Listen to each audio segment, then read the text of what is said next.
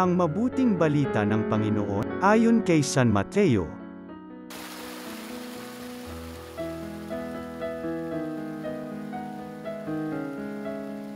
Noong panahong yun, sinabi ni Jesus sa kanyang mga alagad ang talinghagang ito. Ang paghahari ng Diyos ay katulad nito.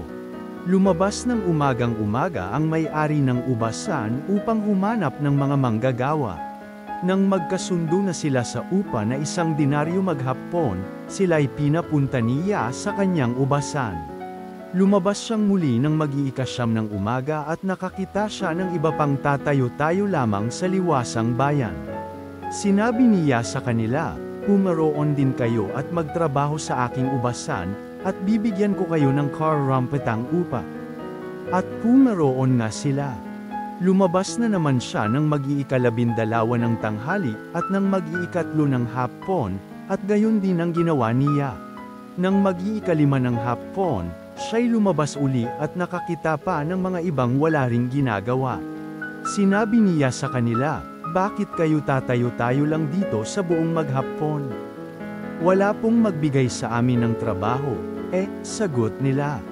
At sinabi niya, "Kung gayon, pumaroon kayo at gumawa sa aking ubasan." Pagtatakip silim, sinabi ng may-ari ng ubasan sa kanyang katiwala, "Tawagin muna ang mga manggagawa at sila'y upahan, magmula sa huli hanggang sa buong nagtrabaho." Ang mga nagsimula ng mag-iikalima ng hapon ay tumanggap ng tig-iisang denaryo.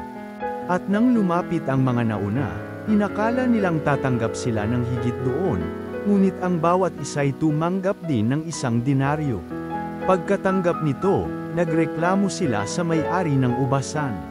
Sabi nila, 1 oras lang pong gumawa ang mga huling dumating, samantalang maghapon kaming nagpagal at nagtiis ng nakapapasong init ng araw. Bakit naman po ninyo pinagpare-pareho ang upa sa amin?" At sinabi niya sa isa sa kanila, "Kaibigan, hindi kita dinadaya. Hindi ba't nagkasundo tayo sa 1 denaryo? Kunin mo ang ganang iyo, at umalis ka na. Maano kung ibig kong upahan ang nahuli ng tulad ng upa ko sa iyo? Wala ba akong karapatang gawin ng aking maibigan sa ari-arian ko? O naiinggit ka lang sa aking kabutihang loob? Kaya't ang nahuhuli ay mauuna, at ang nauuna ay mahuhuli."